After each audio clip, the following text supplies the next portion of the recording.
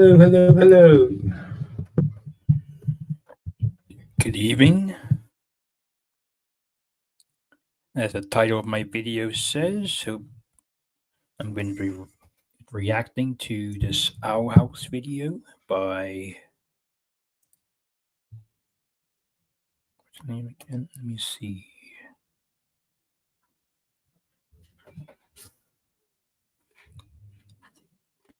By HezuReviews. Now, from the description of the video, this seemed like this video was in copyright jail for a while, but now it's finally out. And I am a fan of the Owl House, so I'll be interested to see what her takes might be. And some things I might agree with, and some things I might not agree with. So let's get this started.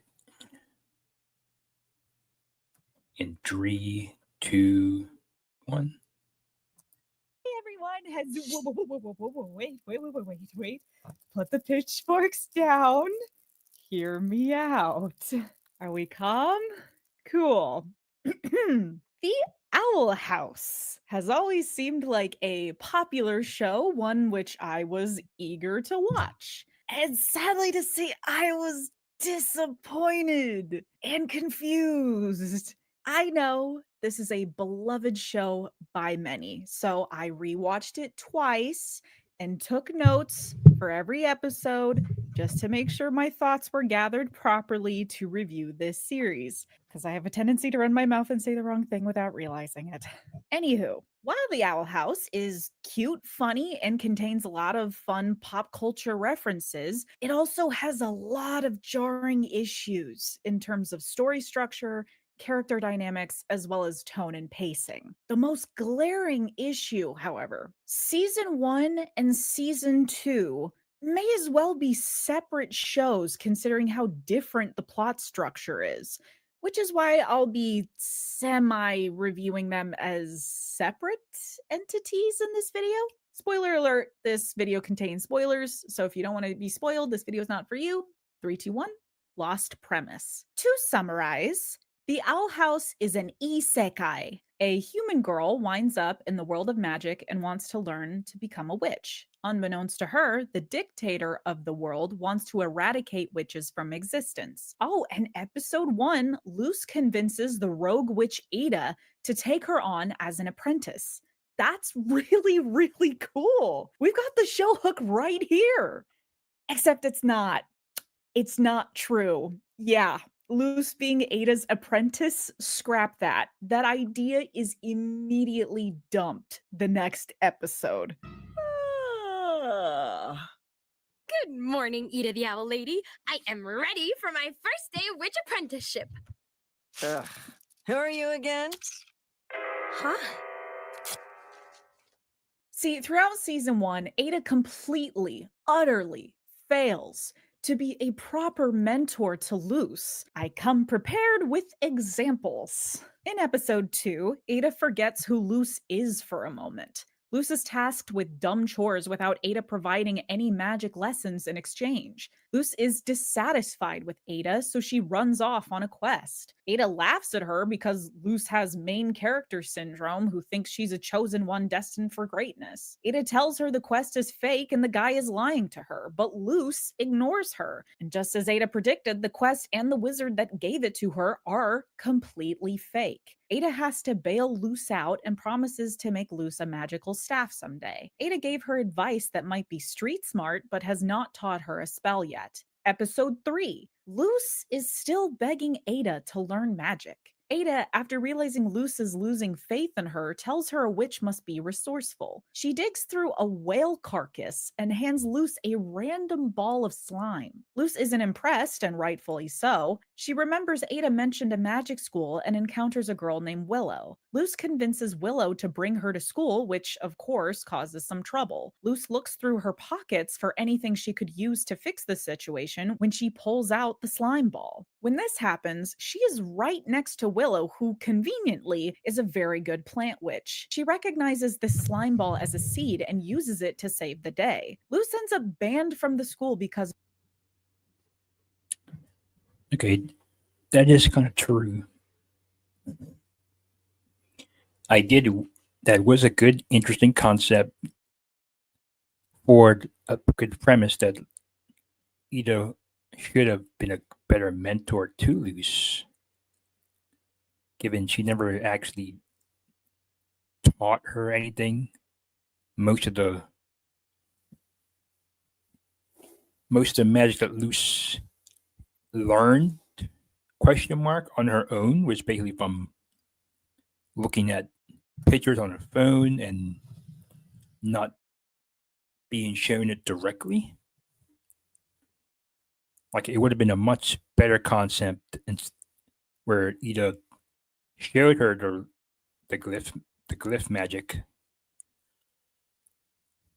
and then Luce was able to utilize that into her fighting ability. Kind of similar to how her beta design was, where she just put the glyph runes on her bat and used that as her main weapon. Something similar to that would have been a much awesome concept. Because of her misdeeds. Her two new friends offer to come visit her at the owl house to teach her what they're learning, but Luce insists she already has a great teacher, Ada. Ada gave her a random Hey Bermuda, it's Alonzo Bowden. I am back, and I have a gift idea that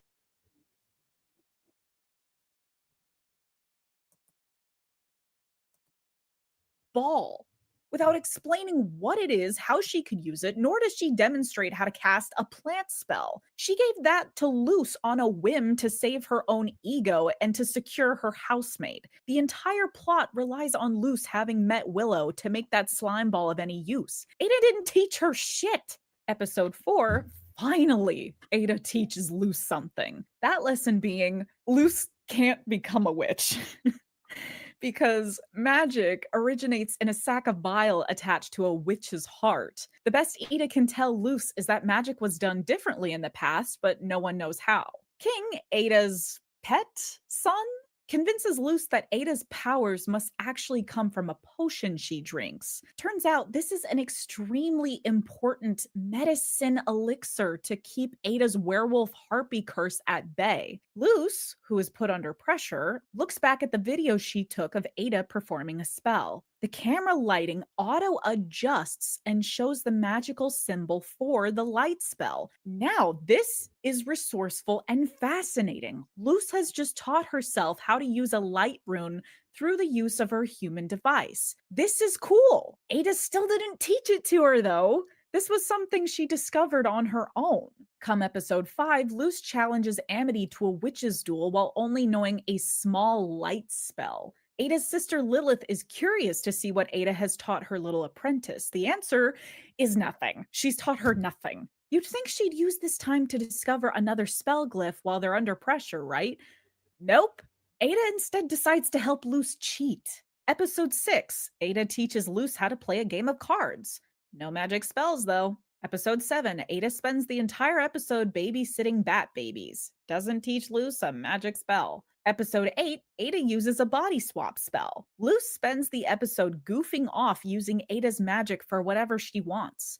Does she take this time to learn spells she and her human body can retain? No. She gets Ada arrested. Episode 9. We are almost halfway through season 1, guys. Luce is still frustrated. Ada hasn't taught her anything. Ada has her unpacking boxes, doing chores like usual. Principal Bump banned me from Hexside. Bump did you a favor. There ain't nothing for you at that Dweebus factory. Well, I would love to go someday. Better than unpacking boxes in the Ida Coven. I want to learn magic, and they teach that at Hexside. Luce has now given up on waiting for Ada to teach her anything and instead has changed her mind after all and wants to attend the magic school that Gus and Willow go to. Ada, out of guilt, realizes she's a horrible teacher and decides to confront the principal to unban Luce so Luce can attend the magic school. Problem, Luce gets herself immediately rebanned from the school. Episode 10, Ada's curse is acting up, so she is out of commission for most of the episode. Luce learns about Oh yeah, that was another scrapped concept. Like the owl lady would have been a much good concept. I guess she was the Titan's talisman. She's never really explained that, but she does have a point. Ida never really taught Luce anything.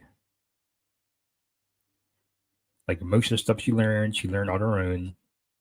So she wasn't that much of a mentor figure to her. It would have been a much,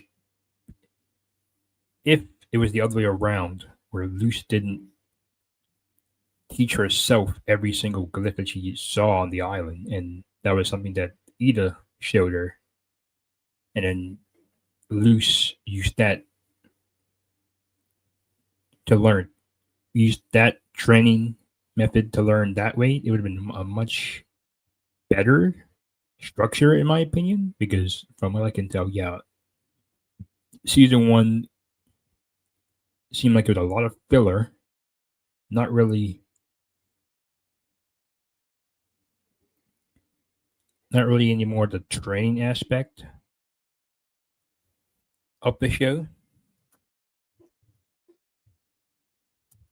Talismans, but only because she stole Ada's talisman, which she damages. Episode 11, Luce goes to a book fair while Ada wanders off to go on a quest by herself. Episode 12, Ada's going through her human garbage as usual, while Luce fantasizes about going to Hexside, which she's been banned from twice now. She wants to attempt to enroll at Hexside for a third time, but to get into the classes with a girl she likes, she needs to know. Yeah, how did she get into the school? Because she never learned. So you need 2 spell minimum, and you need to know basic runes. She didn't really learn the second one. She knew the first one, but not the second one. To know 2 spells and basic runes, which Ada still has not taught her. Ida, you have to teach me a new spell right now. Sorry, Luce. These vegetables won't cook themselves yet. But I need to know 2 spells to get into decent classes at Hexside. I can make light glyphs, but at the end of the day, that's the only spell I know. And whose fault is that? Yours. Ha! Yep, got me there. So Ada finally, after 12 episodes, decides to teach her new magic. What are her methods? Smelling rocks, sorting twigs, and shoving moss up your nose. Luce is, for the 10th time, disappointed in Ada and decides to steal Amity's practice wand to do magic that once again is not sustainable for her disability as a human. Luce, for the 10th time, gets them into life-endangering conflict. Amity uses a cage spell to keep Luce from causing any more damage. While sulking with nothing else to do, Luce looks at the snowflakes falling around her and notices the crystal patterns are shaped like glyphs. Once again, teaching herself a new spell with no help from Ada. Episode 13 is Luce's entrance exam into Hexside. 3rd time's the charm, I guess. Because Ada is useless to Luce as a teacher, Luce now goes to school, which should nearly be almost as useless to her, considering they do not use her method of glyph spells. Episode 14. Luce just got into school last episode, right? The audience can expect some fun adventures at school, right? Wrong! School's been canceled. This is a carnival episode now. No magic gets learned here, just the magic of friendship.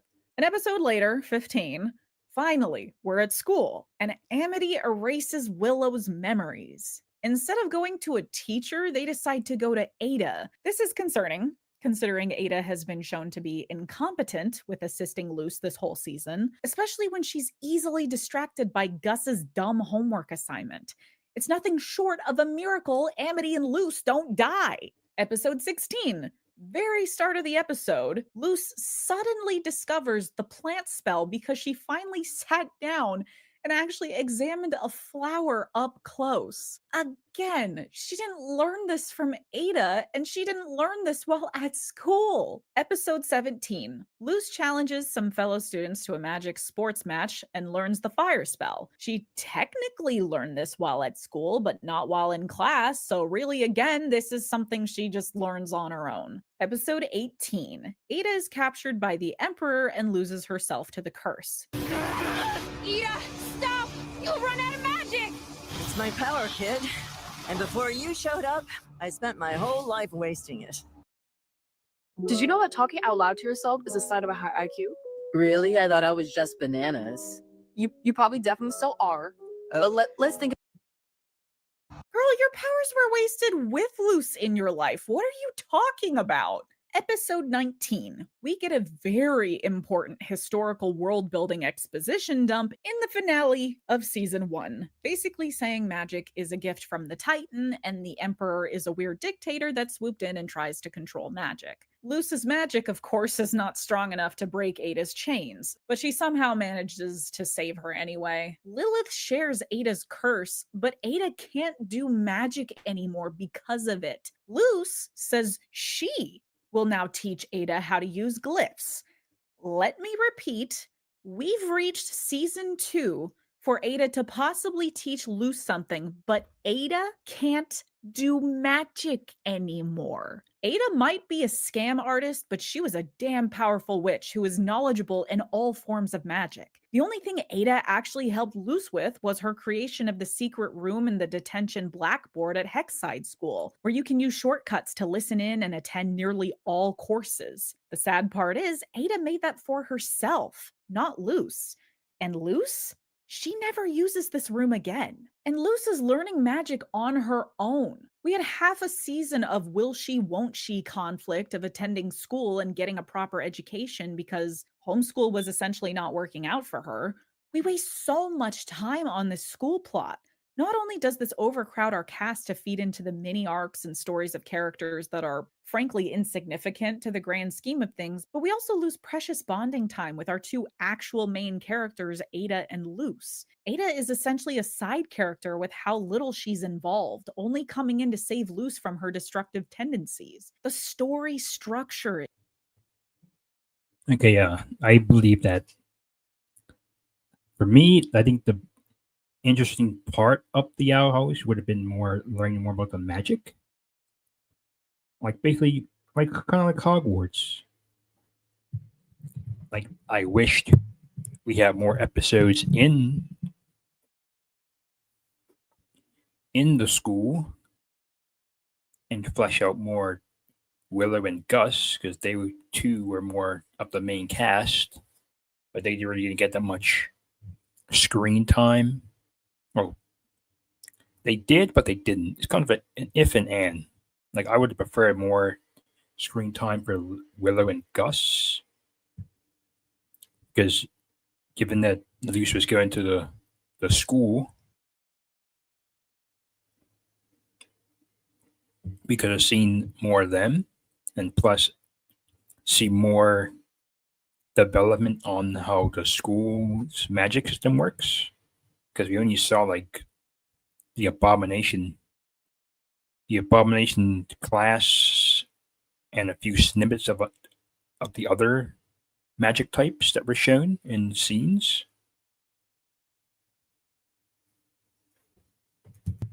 Is shakily built upon plot convenience, and the conflict is almost always caused by our deeply flawed protagonists who never learn from their mistakes. A cast of cons. Next point, our protagonists are unlikable. They're all incompetent liars. Luz in episode 1 isn't too bad. She let loose a bag of snakes and was planning to set fireworks off in her school. Not the best start for her, but I'll overlook her troublemaker label simply due to the fact that she's clearly the young neurodivergent kid looking for more excitement in her life. Ada semi-scams her by lying that King was once a mighty ruler whose crown has been stolen, and if Luz wants to be sent home, she must go on a quest to retrieve it for him, when in reality, it's just a paper Burger King crown that makes King feel special. It's still sweet, and season 2 spoilers that fib about King is technically true. Again, a totally overlookable episode despite the problems caused and near deaths they experienced. But in episode 2, Luce gets scammed by a quest giver in sandals. Ada tells her not to believe him, but Luce ignores her and does. This causes problems and nearly gets them killed. Episode 3, Luce teams up with Willow to help her cheat on her test. This causes problems and nearly gets them killed. Episode 4, King tells Luce to steal Ada's medicine. This causes problems and nearly gets them killed. Episode 5, Luce challenges Amity to a witches duel. Ada helps her cheat. Amity and Lilith cheat too, but only because Lilith knew her sister Ada would cheat. This causes problems and nearly gets them killed. Episode 6, Ada needs her medical elixir. She goes out and forbids Luce to do the moonlight conjuring. Luce ignores her and does the moonlight conjuring with her friends anyway. This causes problems and nearly gets them killed. Episode 7, Amity's twin siblings coerce Luce to break into the library and steal Amity's diary to use it as blackmail against her. This causes problems and nearly gets them killed. Episode 8, Ada decides to body swap her, King, and Luce to prove who lives the worst life. This causes problems and nearly gets them killed. Episode 9, Gus lies to Luce, saying she's welcomed back at school so he can keep his position as the head of the Human Appreciation Fan Club. This causes problems and nearly gets them killed. Episode 10, King lies. Luce steals Ada's staff so she can attend a sports game with her friends. This causes problems and nearly gets them killed. Episode 11, Ada and Lilith get scammed. Meanwhile, King overwrites what was supposed to be a story with his co-writer Luce and signs a deal with a publisher without reading the fine print. This causes problems and nearly gets them killed. Episode 12, King uses Ada's magic to turn his plushies sentient. He mistreats them and they start a coup. Meanwhile, to get into Hexside, Luce needs to learn a new spell, so she steals Amity's practice wand. This causes problems and nearly gets them killed. Episode 13, Hexside is in deep need of a monetary donation from the Emperor's Coven due to the sheer amount of damage Luce has caused. Luce is told she can only pick one coven. It's against the rules to pick more than one track.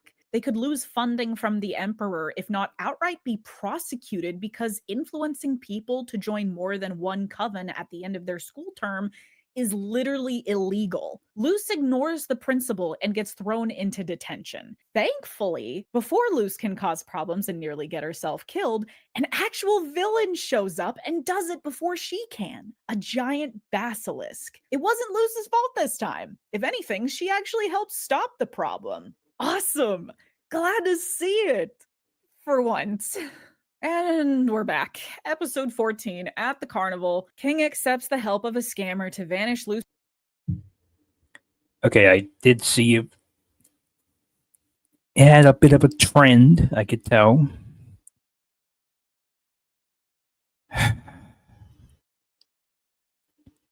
If only the pacing and structure could have been better, then maybe that routine of them constantly stuff happening and then moments dying would have worked better, in my opinion. Luce's friends out of jealousy. This causes problems and nearly gets them killed. Episode 15, Willow tries to hide her memory of her childhood friend Amity. Luce unhides it for no other reason than plot convenience, so Amity sees it. Amity sets the memory on fire, trying to erase Willow's memories of her, which consequently could turn her permanently amnesiac. This causes problems and nearly gets them killed. Episode 16, Luce offers to swap places with Amity to fulfill her duty as Grom Queen to defeat a monster under the school. Once again, we have an episode conflict that isn't caused by Luce, at least not directly. It is extremely dumb of her to have swapped places with Amity, especially since Luce's fear is so severe in comparison to Amity's. Luce swapping with Amity does inadvertently cause problems and nearly get them killed, however, it's still an extremely kind gesture that I can't blame her for, as well as a conflict our protagonists couldn't have predicted.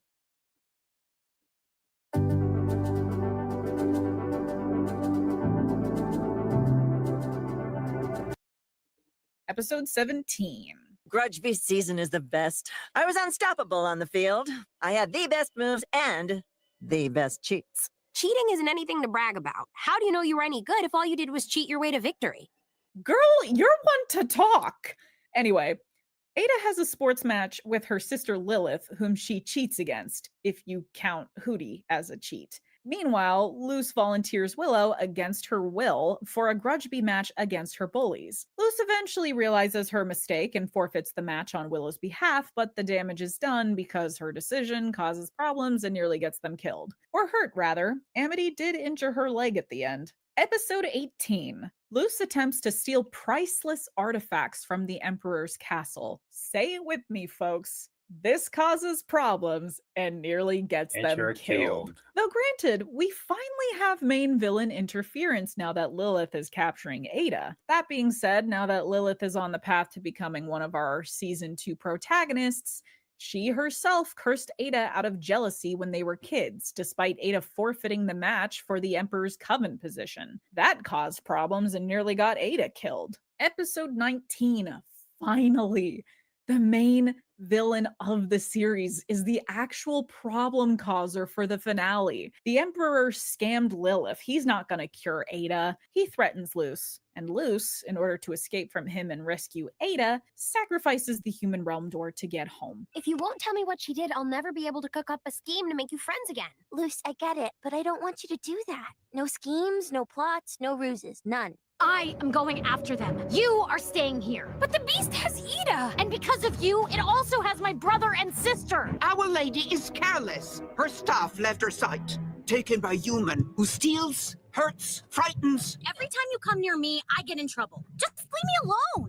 Luce, you always go overboard and I end up bailing you out. Now, what's the fun in watching a kid get eaten by a monster if it's my kid? When Ada steals, it's human junk no one will miss. When Ada lies, it's against inconsequential suckers. When Ada cheats, it's against her totalitarian corrupt government. When Luce cheats, lies, and steals, it's against her friends, some of which enable her behavior or exhibit the same behavior she does. Oh, guys! You were planning on taking the healing hat, weren't you?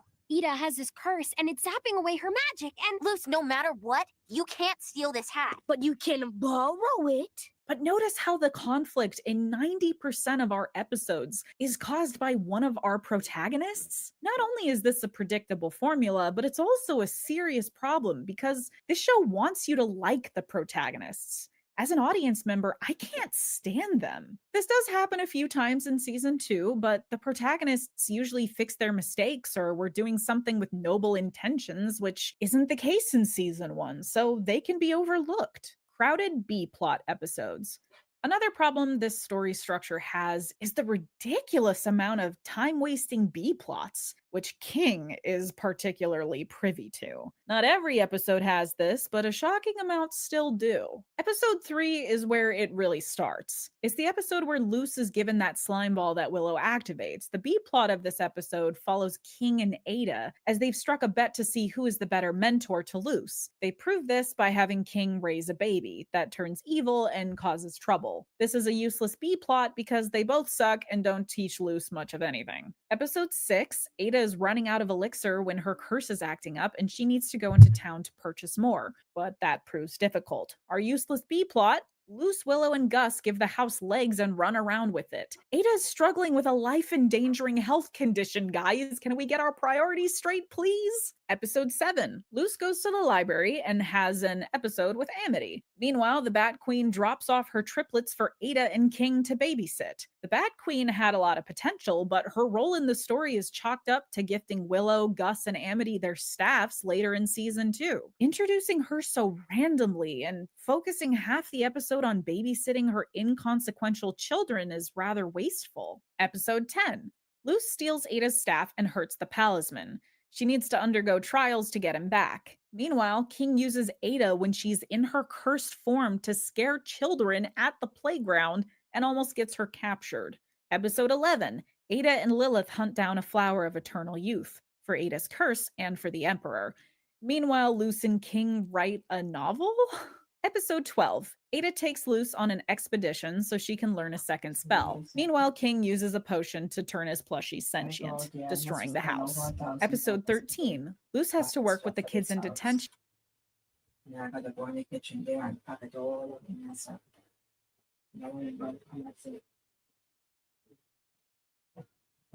To save the school from a magic-sucking basilisk. Meanwhile, King becomes a substitute teacher, though thankfully we don't spend a lot of time with him on that front.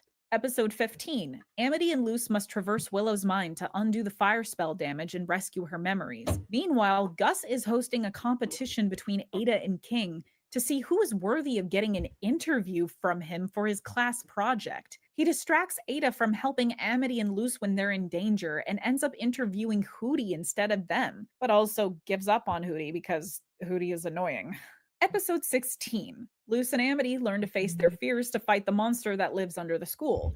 Meanwhile, Gus helps King, who has been arrogant and boisterous this whole series, face his fears of going up on stage. Episode 17, Luce and Willow are preparing for a grudge bee match against Willow's bullies at school. Meanwhile, Ada fights for her freedom from Lilith by also having a grudge bee match. This is also a good example of the show's occasional tonal dissonance. No joke. And like 2 episodes from now, Lilith threatens to kill Luce if Ada doesn't turn herself in. Such a silly B-plot for something so serious. That's 10 episodes of B-plots. B-plots of which either overcrowd the episode with characters or could be deleted plots entirely and have no effect on the overall story. Some of these B-plots, intended to often be comic relief, directly put our main characters in danger, but everything works out last minute because they get lucky. I'd say there's 1 or 2 time-costing B-plots in season 2,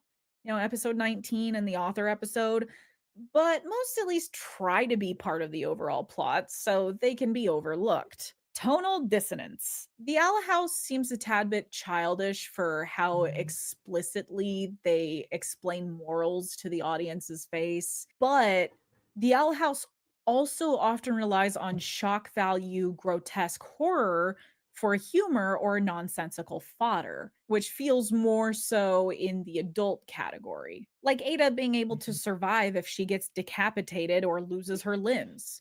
Doorbells eat you. Library drawers are living creatures you need to pay respect to before they can be opened. The school bell is an eyeball monster that screams as it gets beaten with a stick. The Boiling Isles have acid rain, plagues, tornadoes, shale hail, pain bows, essentially rainbows that turn you inside out if you look at them. In episode 14, a creepy, mysterious skull that can talk says it's seen the birth and death of countless nations. A full knowledge of priceless history the Emperor would no doubt want banned from any listening ears. And he's just hanging there at a carnival prize booth like a cheap donut plush some kid could win. Amity gifts Luce a home-baked pie made from dead fairies. Hootie takes off his skin to dry it like laundry. Okay, that's actually pretty funny. Their prison is called a conformatorium, and Luce treats it like it's a metaphoric closet unwanted people of society get shoved into, when it's a legitimate totalitarian prison created by a fascist government. Some of the folks of which are executed via petrification here. One of them got imprisoned for writing fan fiction, for Pete's sake. There are countries that do this, and it's scary, but Luce isn't taking it seriously. Even the school isn't safe and violates basic child safety acts. The lockers eat your school books. The school lets kids pull out their memories and leave them on display after class for anyone to see. If these memories are set on fire, they could turn amnesic, and there's nothing you can legally do to stop or reverse this from happening. Detention is actually a brainwashing monster that lives in the school basement that drugs children into complacency. The Boiling Isles prom equivalent picks a student to battle the monster locked up under the school, and that student must face their deepest fear in front of everyone there. The amount of children that must die in the Boiling Isles every day must be a shocking number. Hey, wait a minute. Isn't that just a mix of the Boggart and Basilisk of Harry Potter? Yeah, no, hang on. This series is basically a queer version of Harry Potter, now that I think about it. You got the ignorant protagonist, their best friends, the smart one bullied for not being magical enough, and the goofy one whom they or their family are into human inventions. Yep. That was one of the similarities people heard about when they watched the Owl House. of it just being like Harry Potter. Like the only thing I like about Owl House, I like the characters and the world. But what I would have liked more of is learning more about the magic. Like, since she was going to the magic school, I would have figured Lucy would have been able to learn each type of magic there. So at least then we can say, okay, she knows the ins and outs, or she has a basic understanding of each of the magic. And then at the end, that's when, like, all right, now you can pick which of the covens you want to go to, because now you have a basic understanding of how each magic type works, if it's ins and outs. But nope. And then you got one school scene, and that's about it. The snooty high-class rival and their lord-serving parent everyone hates versus the parent people tend to like more. Two conniving twins, the wise old principal who low-key puts children in danger more than he wants to admit. Cool and foxy aunt/uncle teased to be a mentor but actually don't do anything for the protagonist. Cool and foxy aunt/uncle who try to conform to society and can't control their curse they received through essentially karma. The guy that comes in late to the plot who had a lot of potential until they died. You have a bigoted overlord pulling strings behind the scenes who is also weirdly obsessed with a particular teenage boy. You have his secretive angsty henchman that hates the main kids but gets betrayed and is betrayed in return. They go to wizard school. They have a sport that involves catching a tiny item to win the game unfairly. Their school violates OSHA and basic child safety acts. Don't worry, I kid. They're both shows about wizardry unique in their own right. I'm only pointing this out because I personally find it funny is all. I mean, this is basically dreary. The Owl House does have its own setting and world building outside of inspirations like Harry Potter, Howl's Moving Castle, Pokemon, and Full Metal Alchemist. Though its own world building is rather messy and not well thought out. Lack of world building. See, the Owl House has somewhat failed to explain how the world of the Boiling Isles works through the timeline and the concept of magic itself. The timeline, from what I've gathered, is this. During the Savage Ages, which was over 1,000 years ago, if not more, the Boiling Isles was home to titans, massive demons of great power. On top of that were lesser demons and witches that look exactly like humans but with pointy ears. The series introduces a character called the Collector, an ancient being neither witch or demon who came from the stars. Hundreds of years ago, they discovered the owl beast and imprisoned it within a scroll for some reason to preserve its species, maybe? And then the Titan imprisoned them for some. Hey, wait a minute. Wait, the Wikipedia says this guy isn't the Collector, but the Grand Huntsman? Huh? They're different characters? Wait, but what? Don't bother, Beast. You can't run away anymore. It's over. To you who stray so far from home. To me who's trapped beneath these bones.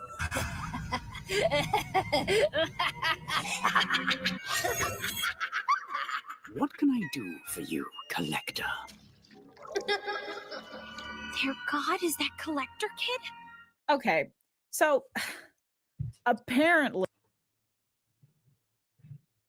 there. Okay, so I didn't know that either. I thought I did figure that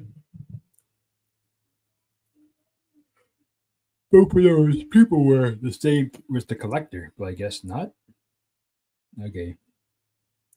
Guess I'm wrong about that then. There were several collectors that came down to the Boiling Isles to, I guess, observe and preserve various species that were going extinct. All except the Titans, who they ironically made extinct because the Titans were a threat to their power. The other collectors told their younger sibling collector, who I'm just gonna call Star Kid, to go down and play with the baby titans so the collectors can go around and kill the titan parents. Seems like they hired other demons and witches to help them with this. The last Titan manages to defeat them and imprison the Grand Huntsman and Star Kid. Though it seems like there were many other collectors besides these two. I don't know what happened to those. Star Kid was imprisoned last within a glass spear buried within the Titan's mind. Somehow, after imprisoning Star Kid, the Titan dies inexplicably and decays, creating the official Boiling Isles town. Now, Titans are allegedly the source of all magic in the Isles. In the Savage Ages, witches used to use glyphs to use magic, but after the death of the Titan, now called the Deadwardian era, witches and demons started to be born with magic sacks of bile attached to their hearts. Glyphs became a lost art since no one needed to use them anymore. Even so, Titan's blood was still the most powerful substance in the Isles. Witches would mine the dead Titan's veins for it, and its most potent property was the ability to travel between dimensions. There appear to be 3 in total: the demon realm, the earth realm, and this other realm called the end of the world. The other side of the Boiling Isles, but not the Boiling Isles? They mention it in one episode where Titan hunters hide and never mention it again, so that's unexplained. The Titan left behind a baby.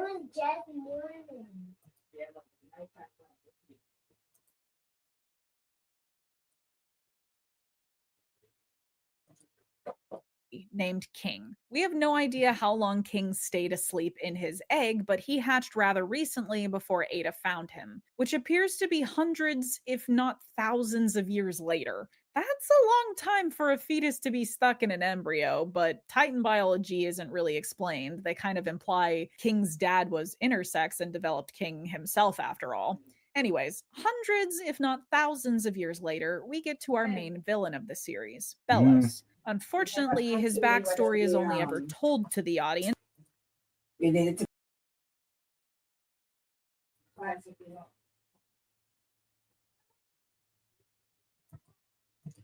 Not shown to the audience. We are told by a side character in season 3 that around 1613, 2 orphan brothers by the last name of Wittebane moved to Gravesfield, which used to be a witch hunting town that apparently wasn't actually founded until 1635 by the brothers themselves.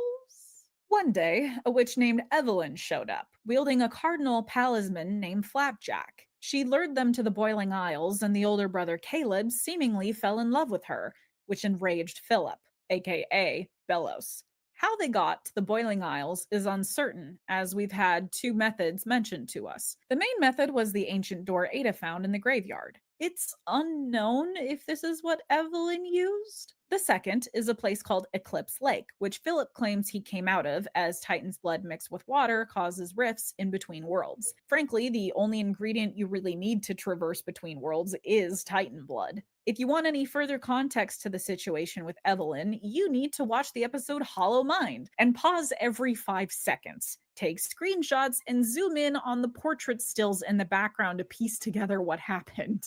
Turns out, Philip murdered Caleb in cold blood for eloping with a witch of which is pregnant, and ran off. Show never mentions her again. I'll talk more about this later. After this, Philip decides to make a Grimwalker. What is a Grimwalker? Good question. The audience doesn't know this either. The show forgets to explain what it is to you until after they've introduced this concept with any significance to the plot, but basically Philip just makes a clone of his brother to boss around and bully and kill over and over if the clone doesn't do what he says. I will talk more about this later. But these clones essentially help Philip come into power under the new name Bellows by becoming missionaries under the name of the Titan.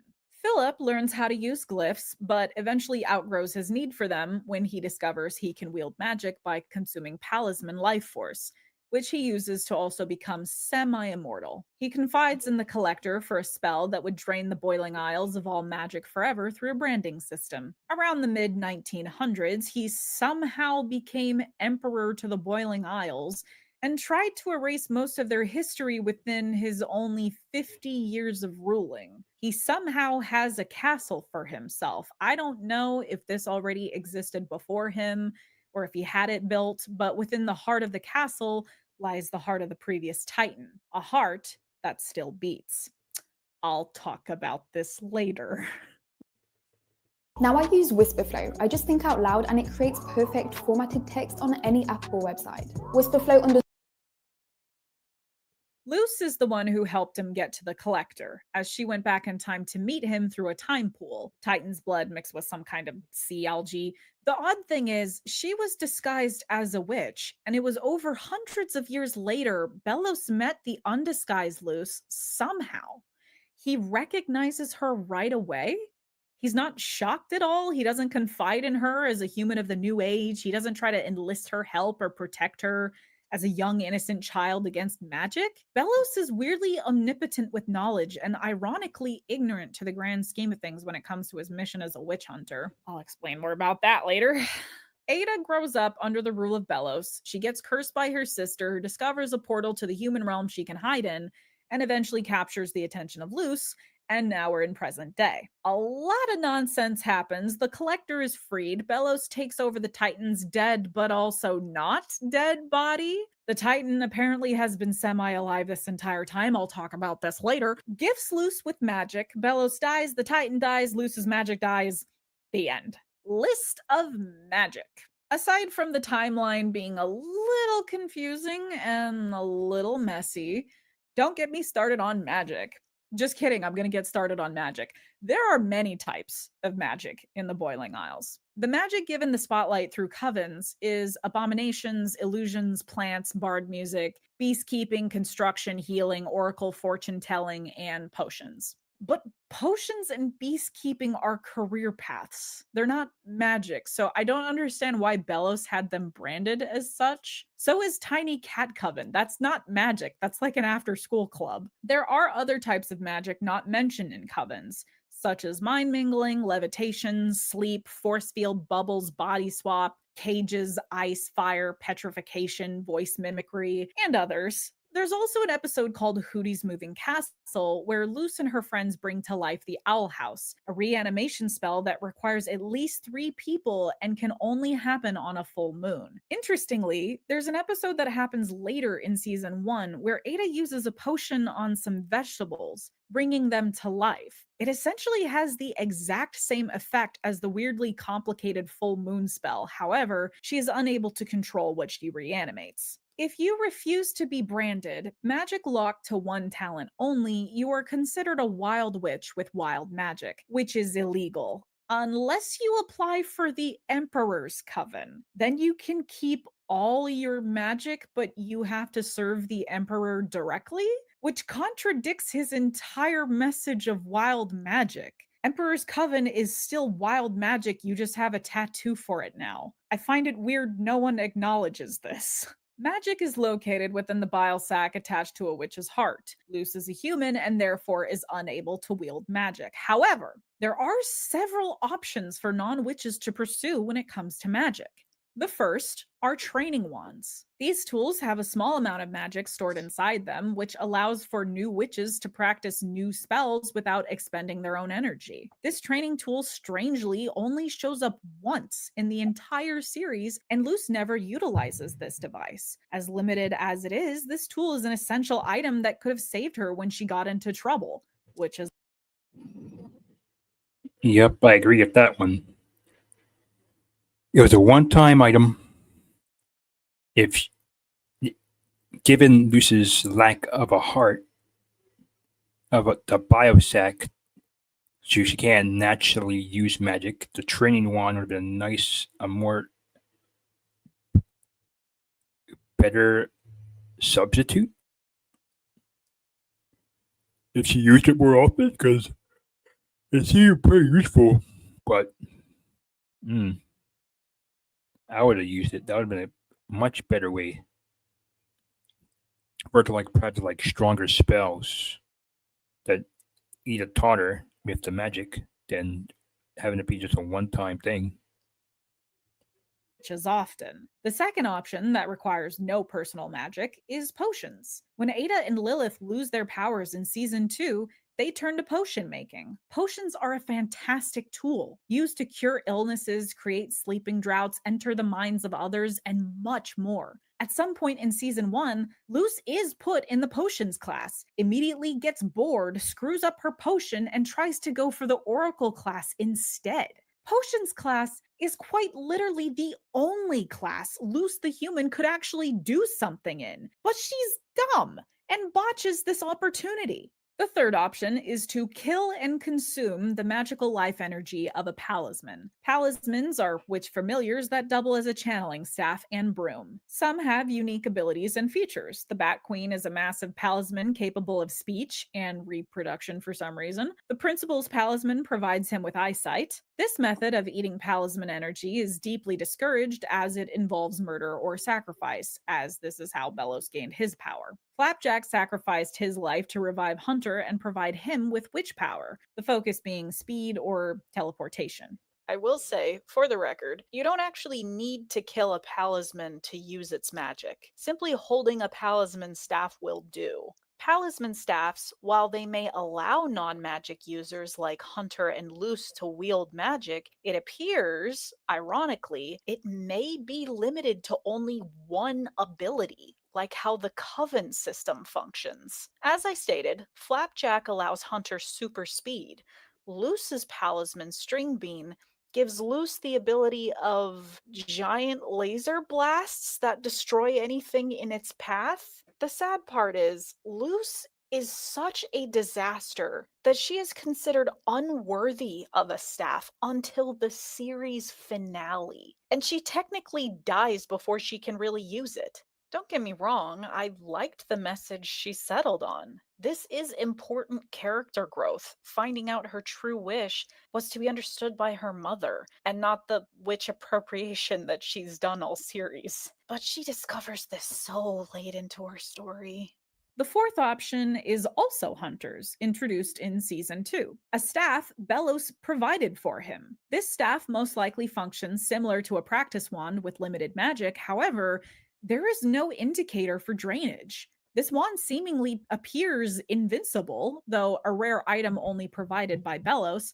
It could be possible to reconstruct such a device for Luce to wield, but there are other magic-imbued objects out there that could also be of use to Luce, such as Ada's Curse Detection Amulet, the Emperor's Priceless Artifacts, and the magic adhesive sticker patches from the Construction Coven that boost your strength and magic. Strangely, Amity refers to these construction patches as power glyphs. They use power glyphs to increase their strength, which look nothing like Luce's elemental glyphs. This implies there are indeed more than elemental glyphs provided by the Titan, but we never come back to this. Interestingly, runes are listed as a required prerequisite for Luce and Amity to get into the same classes at school, but it's never clarified what runes are,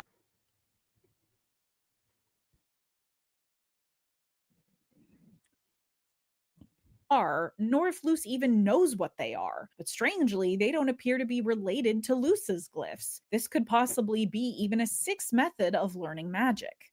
But of course, the fifth option is Titan glyphs. Bellows is one of the few people in the show to initially utilize glyphs. His method is unique to Luce's in the fact that he actually carved these glyphs into his skin, or at the very least had them tattooed on, most likely for a more permanent use rather than wasting paper. And like mentioned above, it's implied glyphs can be stuck to you via drawn-on band-aids or tape, which prolong the glyph life, which both Luce and Bellows do not do. Luce stubbornly utilizes no other magic option available to her I had listed prior, and even those she has tested out before, she's so incompetent, everything immediately ends in destruction. Luce's glyphs. Luce discovers there's environmental magic that anyone can... Okay, so that was correct. So I guess the basic runes weren't really a thing. So basic runes and Titan glyphs. The Titan's glyphs are two different types of magic. But you had a bunch of options for Luce. You have to practice one, potions,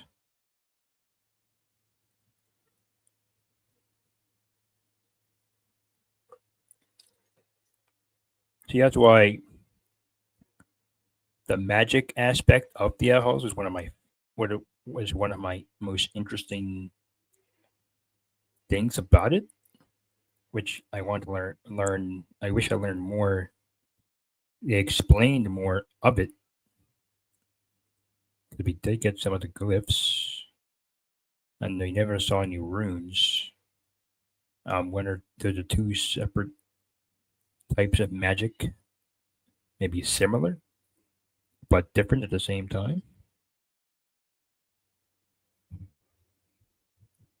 Can control as long as she draws a glyph symbol, telling it what to do or to turn into. Despite the many spells I've listed before, there are shockingly only 4 glyphs in total: light, ice, fire, and flora, which mathematically speaking means there's only 16 possible combos, but the Owl House makes it seem like the combos are infinite.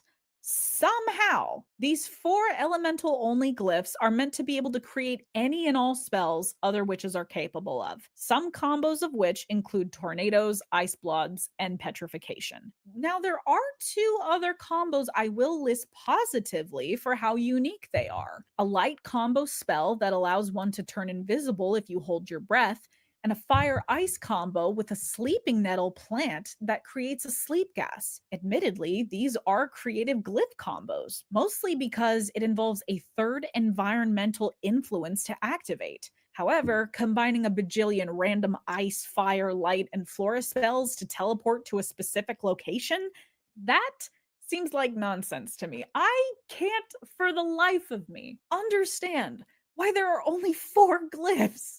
On top of the fact that only one of them, yes, only one of them, is considered a main spell coven. The way to discover these glyphs are by observing nature, which takes Luce an embarrassingly long time to research through all of Season 1. However, Season 3 takes a strange turn when it comes to glyph magic lore. Turns out, glyphs don't work unless they're near Titan's blood. You use glyphs too? How else could I have survived here? Took years to find them. Almost as if the world wanted to hide them from me. I didn't realize you're already combining glyphs. You do have a strange intuition with these. It took me years to figure that out. Almost like the Titan himself didn't want me to have that knowledge. Not everyone can recognize Titan magic. He must really like you if he's shown you this much. This sequence of clips implies Titan magic is concealed, disillusioned, and only accessible to those the Titan deems worthy to wield it, which seems incorrect because Bellows saw the glyphs before Luce did, and he was an unworthy murderous creep from day one. Aside from that, when the Titan dies, get this: Luce can no longer use her magic, which doesn't make sense for several reasons. Luce got half her glyph spells from other witches' spells: light from Ada and fire from Basha. This implies one of 2 things: that A, all witches in the Boiling Isles can no longer use their magic, or B, Luce and the other witches of the Boiling Isles can still use light and fire magic because each witch's bile sac and blood has their own unique spell glyph. They just can no longer use Titan correlated magic, specifically like the known ice and flora glyphs. The other reason this Luce can't use magic anymore logic is flawed is the fact that there is still a living Titan named King, the son of the previous Titan. For some strange reason, King has to invent completely new glyphs so Luce can use magic again, glyphs that correlate to King's blood and King's blood alone, which is strange since he has literal blood relation to the previous Titan. I also find it weird that the Titan couldn't simply transfer his magic to Luce permanently. He was dying anyway. Donating a small portion of his bile sac to make her an official witch would have been cool, especially after all the implications that witches back then didn't actually have their own magic, that it wasn't until after the Titan perished that witch and demon biology started producing these bile sacs on their own due to the magic-saturated environment, which is why I assumed they abandoned the glyph magic in the first place. Luce saved the world. Just turn her into a real witch. She earned it. Anyway, on to another issue. Introducing Grammarly, like you've never seen before. Your all-in-one writing essential. The best writing unreliable Okay, yeah, I that would have been a good concept. Because that did feel strange. Why, after Titan died, Luce couldn't use her magic. Which is strange because King is his son. So that really shouldn't apply. But I guess Titan didn't really explain Titan biology that much, or really even the magic that much, because we only saw like 5 Titan glyphs when there's like a whole bunch of glyphs that could have been shown and used.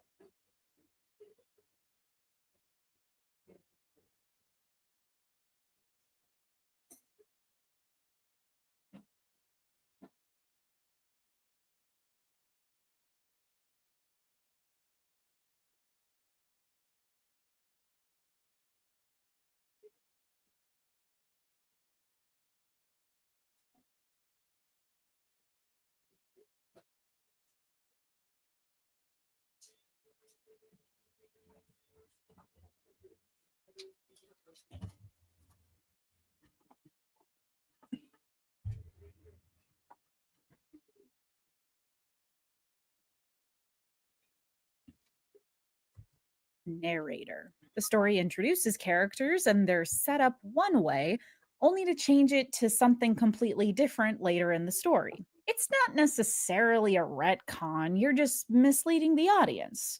Normally, this isn't an issue, but when you overdo it to the point where you're constantly rewriting your villain characters, it starts to get a bit repetitive and irritating, especially when the initial introduction was better than the end result.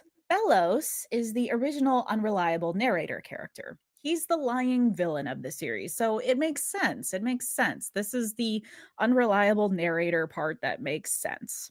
Philip Wittebane was introduced as a meek, curious human fascinated with the boiling isles, trapped here in the 1600s. Someone Luce tries to help as a fellow human, someone who just wants to go home. My journey to Eclipse Lake has been a success, and yet a tragic failure. I was lucky to get out alive. My companions were not. Here to gawk. I may not have a bile sac, but I do have dignity. Your niece is very talented. Turns out, when Luce goes back in time, she discovers he's an evil witch hunter hell-bent on committing mass genocide. You two were easier to trick than Bluefang. They're still alive. Then we still have some work to do. No one ever said being a witch hunter was easy. Hunter was introduced as the child prodigy, the powerless, eager to please nephew of Emperor Bellows, the last of their family. Uncle, let me help! Please, be careful. Our family is gone because of wild magic. I can't let the same happen to you. So you return with nothing.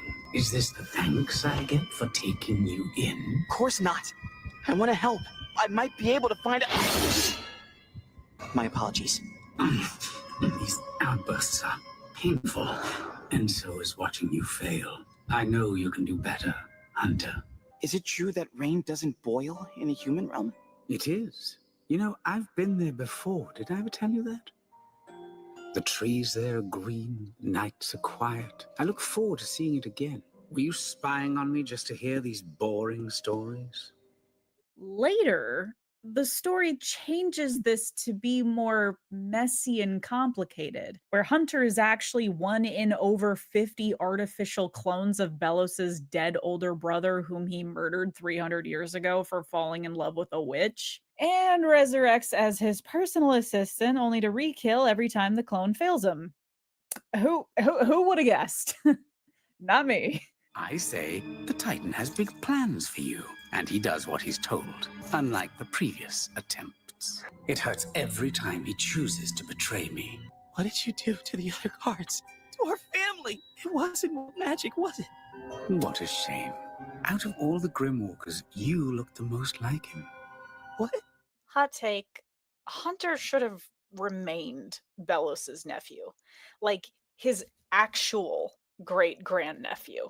Imagine this. Belos is out for revenge. He is hunting down Evelyn and the descendants of Caleb. Imagine he succeeds in wiping out their family, but then there's just baby Hunter remaining.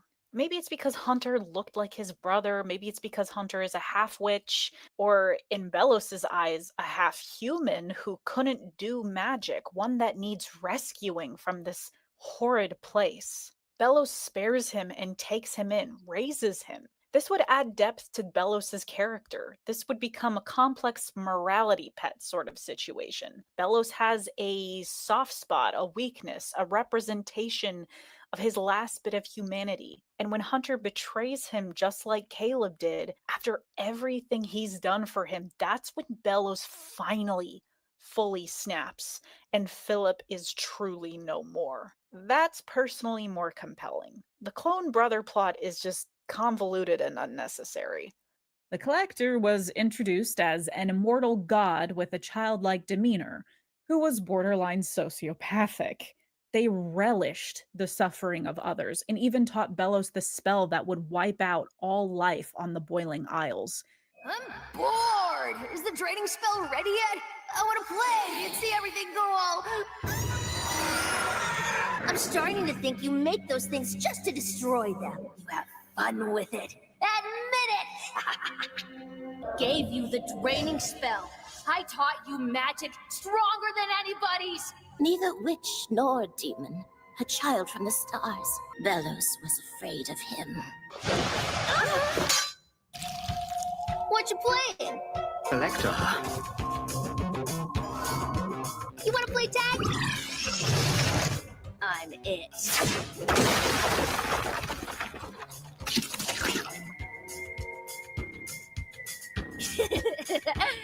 Too slow.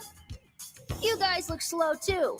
Due to the fact that the Collector shared the same voice actor and robe shape as the Grand Huntsman, I was led to believe these were the same character. I didn't realize they weren't until reading the Wikipedia page after watching the show. From my understanding, the Collector was a last-minute addition to the series, so for all we know, the Grand Huntsman could have been the same character as the Collector, but the writers just changed their minds later. Regardless, the Collector is still related to this person who had the Titans hunted to extinction and tried to have kings sacrificed for their release, and that wasn't a good sign either. The archivists, my siblings.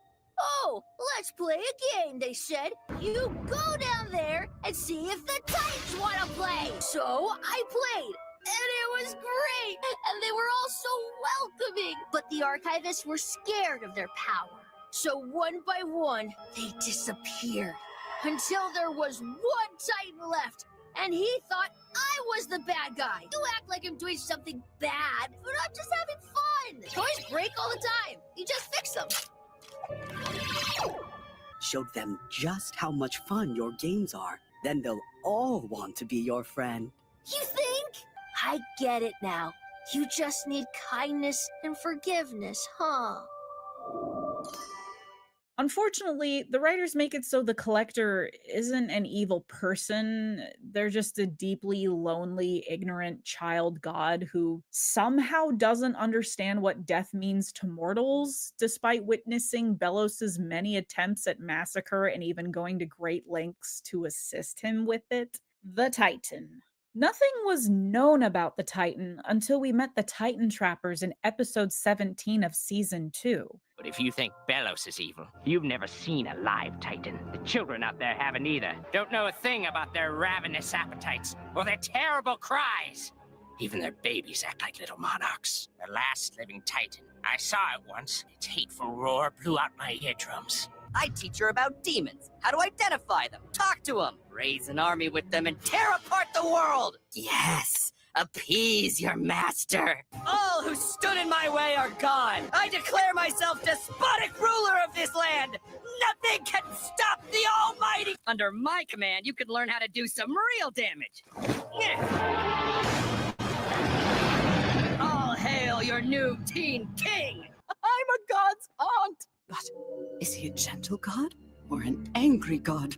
Based off King's terrible behavior in season 1, what the Elder Titan Trapper tells the audience, the Titan's heart residing within Belos's chambers, and Belos claiming to be in direct communication with the Titan, on top of Lilith speculating what type of god King is, I was led to believe the Titan may be nefarious or dubiously moral in nature. Of course, this was a loose interpretation that was seemingly debunked really quickly at the end of the Titan Trapper episode, as well as Belos being a clear liar, but it would be a disservice not to mention it. I always wanted to have power and to command respect and fear. I don't want people to see me as a big scary monster anymore. Are Titans even evil? How much have you been making up? I'm totally not lying. Belos is supposed to know everything, but why should he know what the Titan wants? Maybe the Titan doesn't even know what he wants. Maybe he's just some normal guy, you know? There are other minor infractions of changed narration, barely worth mentioning, but I'll do so anyway. Everwolf and Darius serve Belos and try to capture Rain. Rain and Ada attempt a murder-suicide against them, but Rain stops before they can go through with it. Suddenly, Darius is on Rain's side? He says he always thought Belos was suspicious and joins the cause.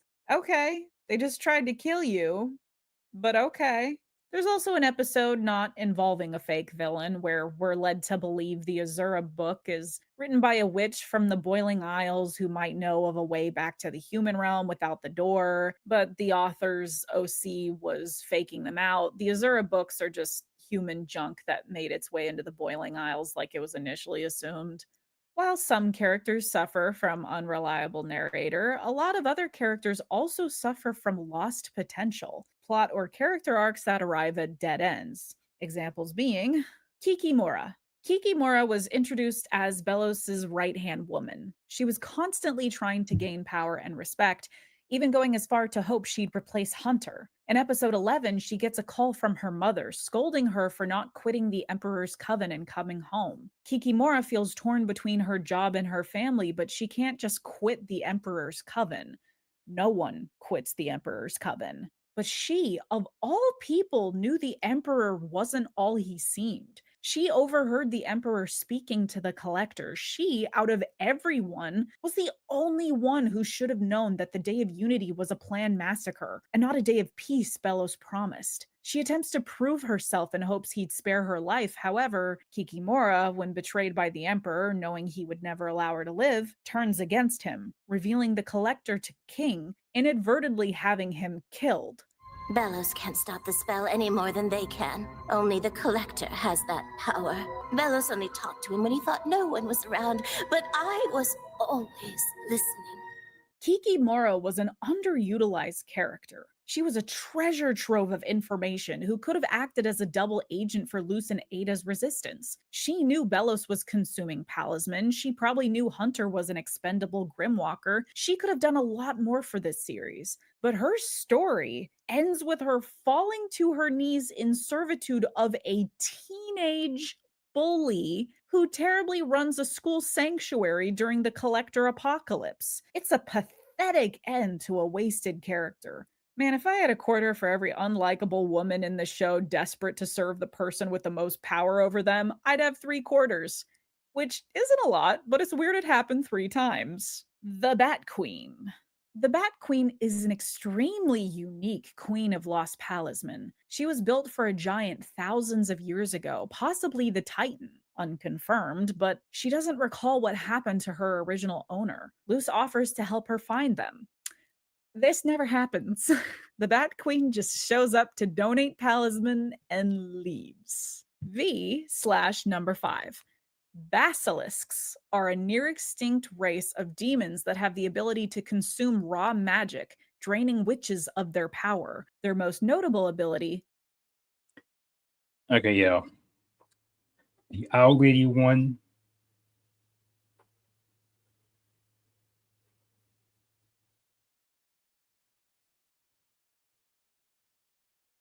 The Owl Lady one.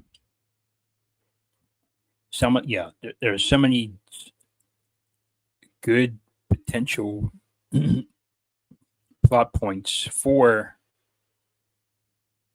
season 1 that later never got addressed or just got scrapped for like future plot points. Would have been very interesting to do, but nope.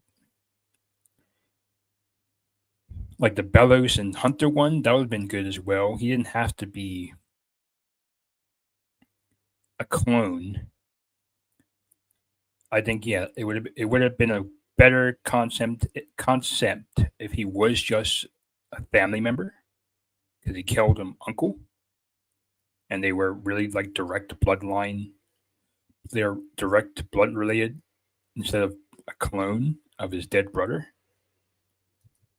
Shape-shifting. I found it odd that the collectors would not be involved in their preservation, considering that's kind of the collector's main job, to have secured the survival of this species, but I have no idea where basilisks come to be on the timeline. Anywho, the first basilisk we're introduced to disguises itself as an Emperor's Coven member, sneaking into the school to feast upon the magic of all the children and staff there. Luce defeats it, and we never see it again. Nobody died after having their magic sucked away, but they did become gravely ill. Where this near-extinct basilisk even came from is another mystery. Turns out there are even more basilisks out there, one of which was named 5, a prisoner or experiment, perchance born in captivity to be studied by the Emperor's Coven. No doubt Bellows was enthralled with a basilisk's ability to consume a witch's magic. 5, who renames herself V, manages to escape and hides in the human world, disguised as Luce. So, Luce having a doppelganger who stole her place is actually quite genius. We can avoid the consequences of her existence suddenly disappearing in the human world. Her mom doesn't have to be investigated for a missing daughter. She doesn't have to deal with the pain of her child missing after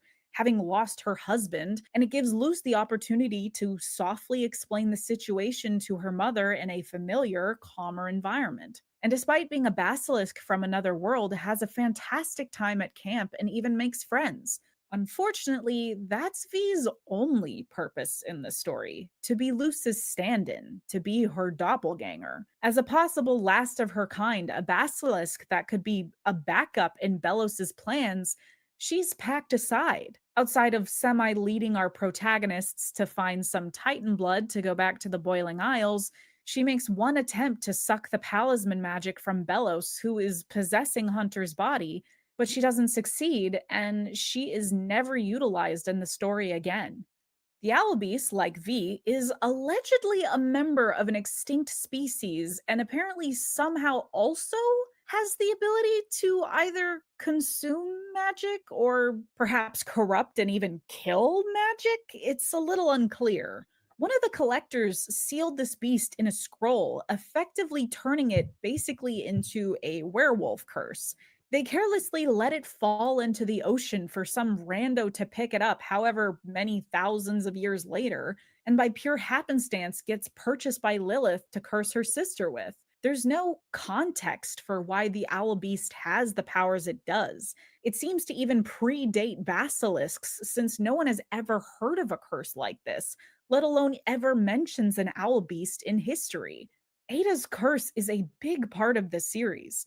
Extinct species like the owl beast and basilisks are a key component in the collector's mission, on top of being the most valuable assets Bellows could have in his arsenal. For both to go unaddressed feels odd. King can actually access the river between dimensions through his dreams. a place of which you can request to go anywhere or see anything. King's father has also been within that realm this entire time, on top of the Grand Huntsman feasibly being stuck there too. But the Collector and King never come in contact with their family members that have been trapped in this realm for the past 2.5 seasons, which is a bit odd considering they've all been around in this dimension for over 1,000 years. Lilith gives Ada a potion to spy on Belos, which I don't recall being utilized at all. And Hooty, I can't believe I'm putting Hooty on this list, but he quite literally is the Owl House. He's a worm who can take off his own skin. The Titan himself had one living in his empty eye socket. I feel like we could have gotten some interesting history or demon world building there, but there's really nothing for these creatures outside of being parasitic house demons. Willow is constantly calling herself Half-Witch Willow as like a demeaning term for herself in the show. I don't know if she's being literal about it, like if this is a half-blood muggle-born sort of situation, or if it's just a common insult. But Willow is a very powerful witch with 2 fathers. I don't know if she's blood related to them, but she could be an orphan adopted by them. If she's genuinely a half-witch, that plotline is never explored. Interestingly enough, Hunter also claims that he's a half-witch. Well, where I come from, even chances have to be earned, especially if you're considered half a witch like me. But he's actually not a witch. He's actually a Grimwalker. Grimwalkers are a vague concept that Hunter implies is taboo in the Boiling Isles, but the others don't seem bothered by it. The recipe book references various demons or items the show has mentioned before, like Galderstones, Stone Sleepers, Selkie Dama scales, Palistrom wood, though I have no idea who Bortet is and why their bones are required to make a Grimwalker. Just seems like a cloning tool to make artificial bodies. But yeah, Hunter is a Grimwalker clone of a human, which explains why he can't wield magic. At least you'd think so, right? Wrong. Darius claims he knew Hunter's predecessor. I knew your predecessor. He was my mentor, one of the strongest witches I've ever known. But you, Belos says I don't need magic to serve the Covenant. And I say you don't deserve to wear that patch. Which confirms that the Caleb clone Grimwalkers were born with magic. But strangely, Hunter is one of the few who was born without it. That's never explained. Hunter's predecessor was also the mentor of Darius, but we never actually see the previous Caleb clone, despite the various flashbacks and pictures in the series.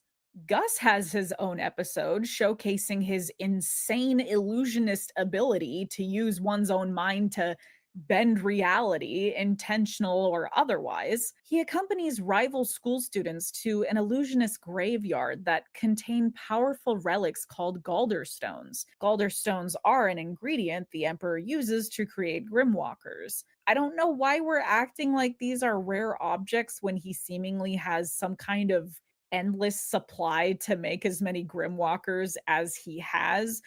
Regardless, this episode seemed to be a key moment for Gus's growth. He's a very powerful witch, and this graveyard seemed important, but it's only mentioned once later in the series, and it's never brought up again. Speaking of priceless relics, there's a bunch in the Emperor's castle.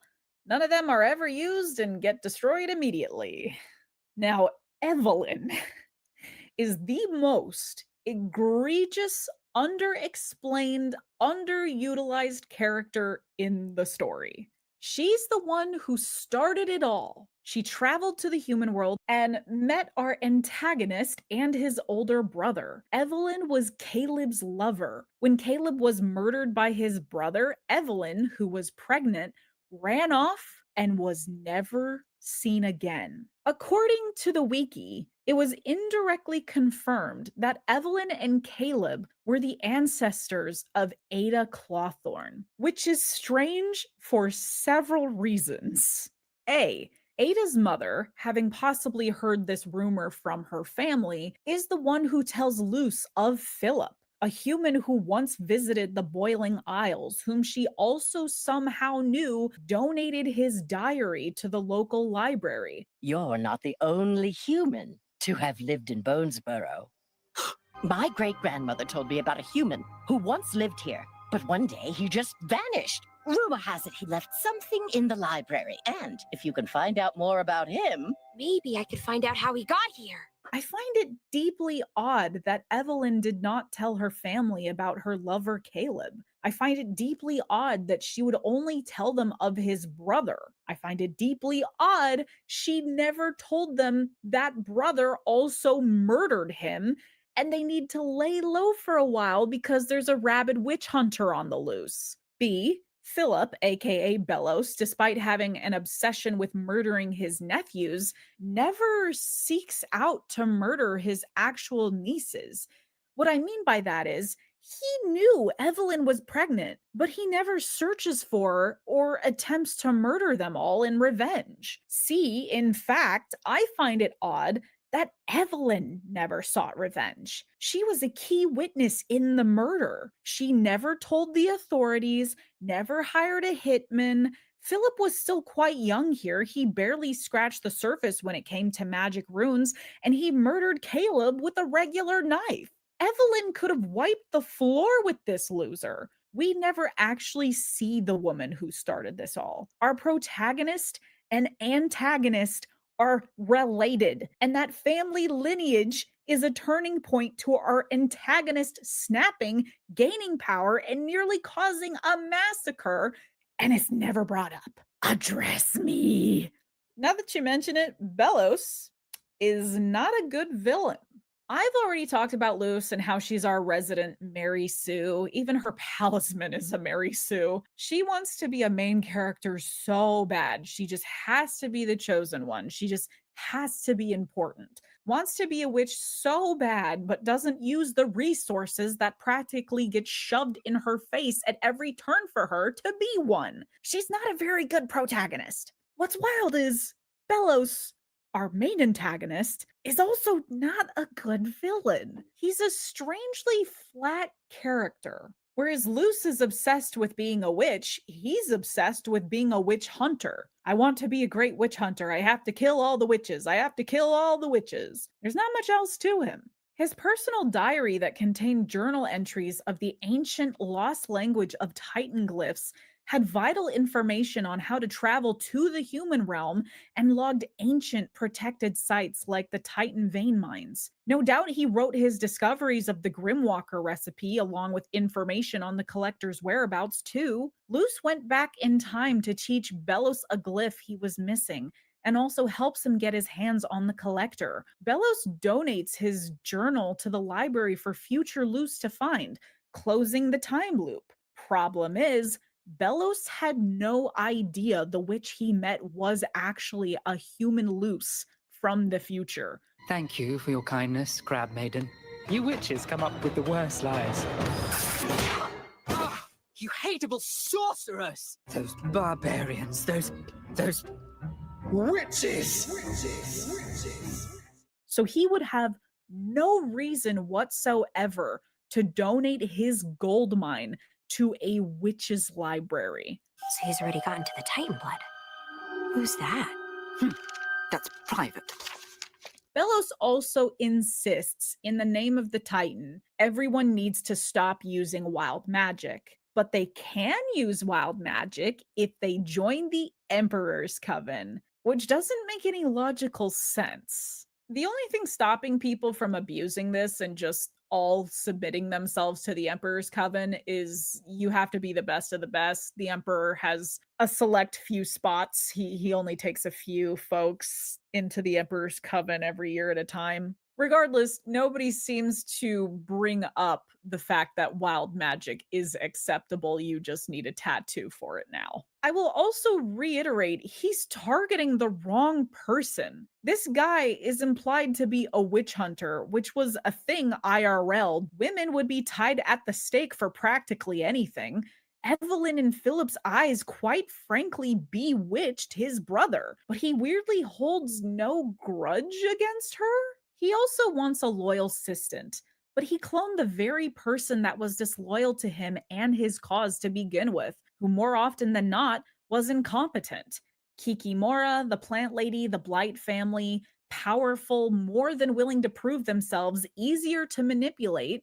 They're right there, and he doesn't go for them. Probably because they're witches, I guess, but may as well take advantage of the others since you're going to kill them anyway. He's also willfully ignorant in more ways than one. He claims he wants to be crowned as the Grand Witch Huntsman, but he never really made a plan to go home despite being so weirdly desperate to get that door. His body is in such a horrific state of decay, on top of the fact that he's ironically turned himself into not only a witch with the magic runes carved into his body and talisman he's consumed, but also a monster. He'd be attacked on sight. He has no money. His house is in disarray. Everyone he knew would be dead. Belos never bragged about being a witch hunter before. He never wanted gratification. He genuinely hated witches.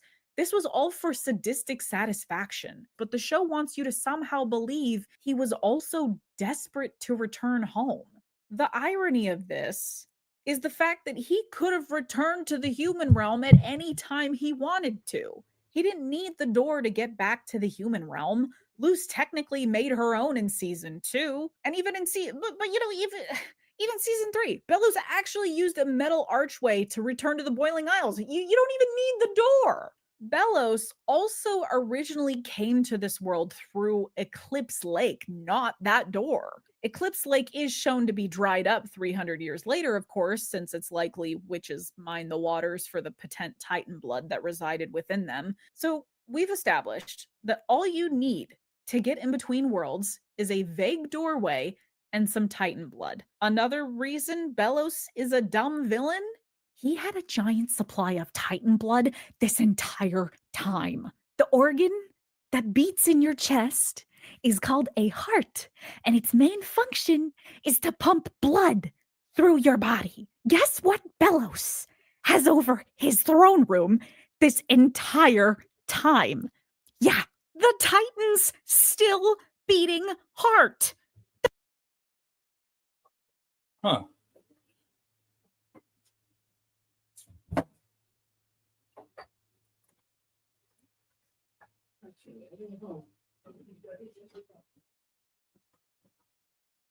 Didn't really figure that one out. I guess you already could have used the heart to extract Titan blood out of it, given you're still beating. So that was a wasted plot point there. There's your blood right there, buddy.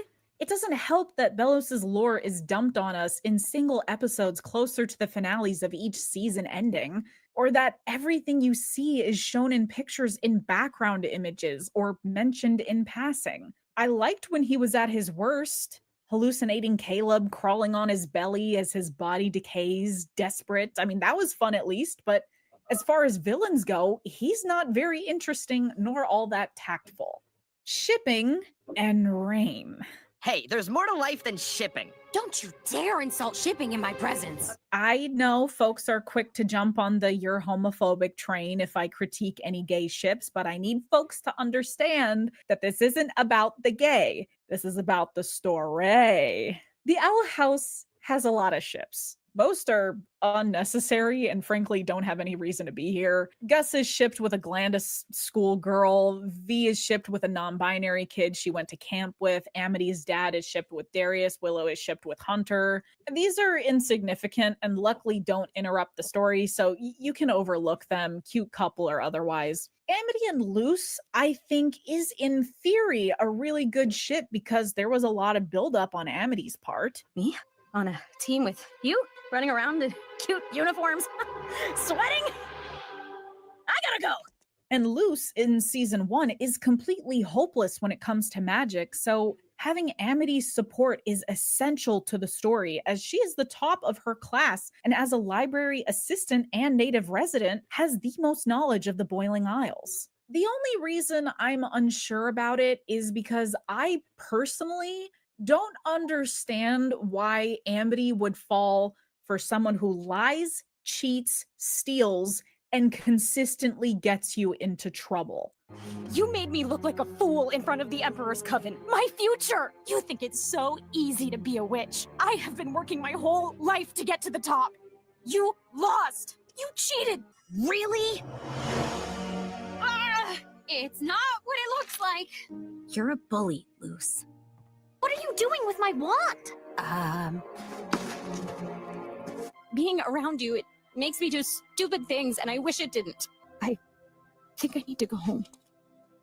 Luce's personality gets fixed in season 2, of course, but when Luce and Amity also become a pair, Amity has a weird obsessive compulsion for the rest of the series to be the perfect girlfriend for Luce outside of the episode with her dad where she declares she wants to give up her dreams and become a brawler or something. She sort of becomes Luce's accessory, which I wish wasn't the case. Right now, I just want to keep my girlfriend from being sent to the conformatorium. Again. I volunteer as well. As Luce's girlfriend, I must... I get it, Boots. Just grab a coat. Well, we can't afford to mess this up. Luce is counting on me. Luce wouldn't make that kind of... thing that you charge up was supposed to with the... What I'm doing?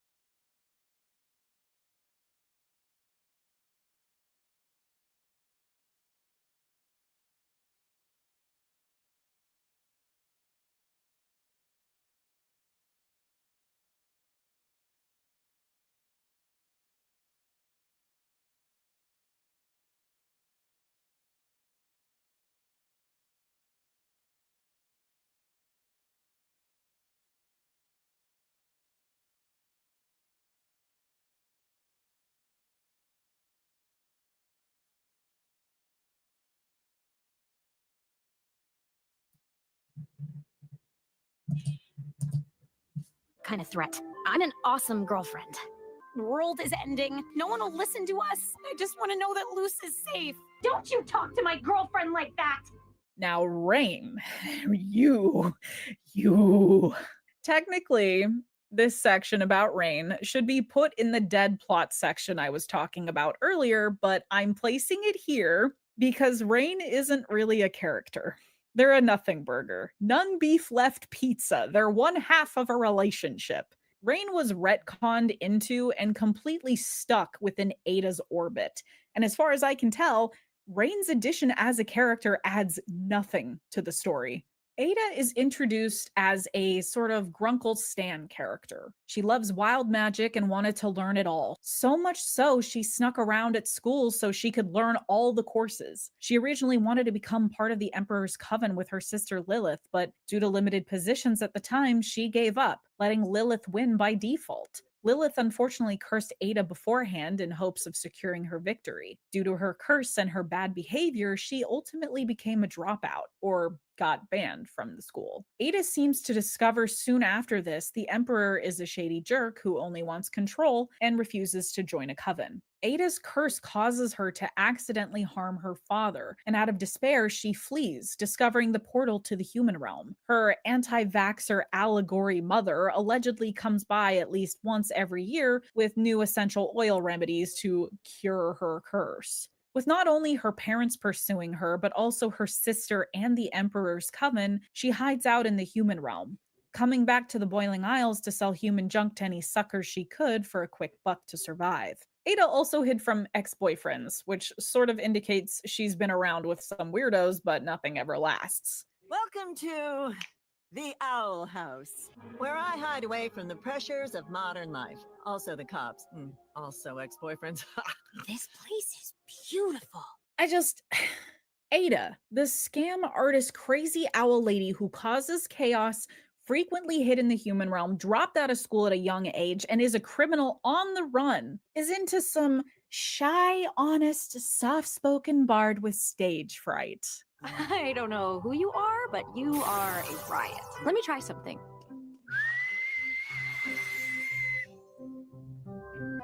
Whoa, that's actually good. How'd you change the flavor? Little trick I taught myself. Changing the chemistry of a liquid with sound waves. Hey, Rain, maybe you should whistle on Ada to change your chemistry with her.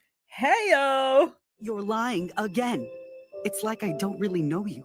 Ada was introduced as a lying scam artist in season 1, and we have this new character coming into season 2 as their love interest and gets upset that Ada is a lying scam artist. The comedy writes itself, folks. So we've got teacher's pet with class troublemaker. They work together to beat some kind of school tournament thingy. Turns out Rain gets transferred to her school at this point, and it's implied they start dating. But Rain didn't show up to Ada's coven tryouts to support her. While Ada was on the run from her family in Belos, constantly leaving to go to the human world, she somehow found time to still date Rain.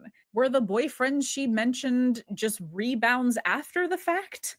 And while Ada was put on her deathbed, petrified irreversibly on live TV, where were you during all that, Rain? Huh? And neither were her parents, for that matter. Outside of committing the crime of domesticating my feral women, Rain isn't a character outside of Ada. Ada finds out that Luce needs to go home to her real mother, and King wants to discover his real family. Rain is introduced as a plot device for Ada's finale. She's gonna lose her kids, but gets a lover instead, so you don't have to worry about her being lonely or whatever. Funny thing, Ada doesn't lose her kids. She officially adopts Luce and King, and they stick with her anyway, so Rain isn't really needed here anymore. Rain's entire goal, outside of Ada, is to stop Belos, which they're doing in Ada's honor anyway. The Owl Lady is an old friend. She's the one that inspired me to make the group. Huh? They even form a suicide pact to stop the Emperor together, stopped last minute by Rain. Ada, do you have kids? Rain, have you been living under a rock? I thought that you were keeping a close eye on Belos's activity. How have you not heard of Ada's petrification or her human monstrosity? Luce must have made the papers half a dozen times at least with the destruction she caused in season 1 alone. Unbelievable. Rain fails to stop the Emperor, by the way. They spare a few folks from getting marked at the start of the season, but when it comes time to stop the petrification spell, they fail. When the Collector takes over, Rain is used as a vessel for Belos to manipulate them. In the end, what stops our big bad is Luce. Rain didn't accomplish anything despite all the work they put into their resistance group. If anything, they help Belos achieve his goals. They have nothing going for them as a character. And in my opinion, They have no reason to be in this show at all. Season 2. Season 2 is a marked improvement from Season 1. Simply for the fact that between the finale and episode 1 of the new season, our characters have miraculously matured. Luce was an incompetent, witch-appropriating troublemaker who thought the world revolved around her. Now, she's, within the span of one episode, competent, powerful, and considerate. Ida wouldn't be in this situation if it weren't for me. I'm gonna help Ida and prove that I'm more than just a burden. King was a spoiled, whiny brat, but now he's a weirdly mature sweetheart. What you need is a healthy distraction from your problems, like breakfast. Yeah, okay. I could go for a griffin egg. Ada was a deadbeat teacher and caretaker. Now she's actually adopted Luce and King as her children and tries to protect them at every moment. The kids deserve one nice day before they realize how dire things are. Oh, this is so much bigger than I imagined, Lily. She and King are children. They shouldn't have to deal with this. Amity was a mean girl archetype who turned out to be a kind person with a heart of gold. Though I feel like they overdid the backtracking on her personality. She was catty and sassy. Luce, I don't think you're ready, but we're literally out of time. You going soft on me, Blight? In your dreams. You just destroyed your social life. No, I think I made it better. But now she's romantic, and not just with Luce, but her own family as well, who have all treated her rather badly in the past. Luce's mother, too. We all love that you express yourself, but if you can learn to separate fantasy from reality, you may need to spend the summer here. The demon realm? Magic? Staying here was the best decision I ever made. You chose to stay there? Were you trying to live out some witch fantasy? Did you hate living with me that much? Mama, no! When you come home, promise you'll stay here. I didn't mean to push you away. I swear things will be different. Mom, it's not you. It never was. Promise me, Luce. Please.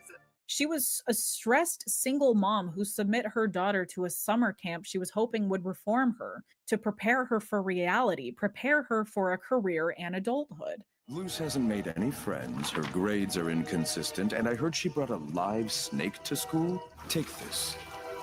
It could help her. Reality check camp? You don't want Luce to struggle like you did, right? I didn't stand up for you when you needed me most. I forgot about the Astral Oath. The Astral Oath is a promise made between Captain Avery and his family to love and protect each other just as they are. Mom, are you a secret nerd? I assume the writers added these scenes in a later season. The montage showcasing that Luce's mom is actually a Star Trek geek who was bullied into conforming to normality, and the adults around her made her feel like she had to force her daughter to do that too. Considering the context they added later of Luce's late father supplying her with her witch obsession, if they didn't tweak Luce's mother's intentions and actions, it probably would have made her look like a jerk. I am relieved some of these changes happened. It's what makes season 2 much more interesting to watch in comparison. I'm finally rooting for these characters, but the sudden change in their personalities and competence as characters happens so suddenly at the start of season 2. It's very jarring having watched this series back to back. Even Hootie becomes more tolerable, and that's saying something. Okay, here's a list of stuff, some positives. Let's yap about some positives. The series made me laugh sometimes, some silly jokes sprinkled in here and there. Hoot hoot! Password, please! Oh! We got no time for this, Hootie. Let us in. All right, jeez! Ow! Hoot! Ah, baby's first wanted poster. Good job, kid. Wow, a surprisingly peaceful domestic moment. When will it be ruined? There it is. Who wants to touch an outdated human reference? I do! No king hug! What is this? You are a swindler and a thief! Come here, buddy. I regret this! If it wasn't made obvious before, I am hooked by the hook of this show. A cursed but greatly powerful, older werewolfy harpy witch who scams people to get by as she's on the run from her totalitarian government, takes in a human under her wing to teach her magic. which seems to be an impossible feat, but dang it if they're not going to try. That was cool. I was excited to see Ada teach Luce. Regardless, season 2 gave me a glimpse into the relationship I was hoping would cultivate between Ada King and Luce as part of a family of weirdos that learn to better themselves for the sake of each other. I adore their familyhood. Also, Ada and her sister, peak designs right here. Prefer that foxy silver and slick black hair though, nicer with the simpler colors. Come season 2, Luce did come up with a few unique ways of combining spells she encountered. I appreciated the use of an actual plant with her spells. It makes me feel like she was actually paying attention in class, that perhaps the school did do something for her after all. Bellos as a witch hunter from the 1700s was a great concept. I wish they made him more deranged than his calm sociopathic demeanor he exhibited in the show. There was a lot of potential for this guy. I also love his real form, that goopy, twisted, antler beast, skeletal, and haunting. The idea of this form coming from a conglomerate of consumed, entrapped palisman souls that haunted Bellos on top of the Grimwalkers he murdered. Oh, I only wish I could see more of this. Luce's Titan form is sick as hell. I love this design. Procrastination isn't your fault. It's a broke mentality fueled by self-doubt. But I'm also biased because I'm obsessed with the color purple. And the sharp tooth, and the acid rain evaporating into sparkles as it hits her when she watches it disintegrate Bellos, burning his flesh as he begs for help. Let's go!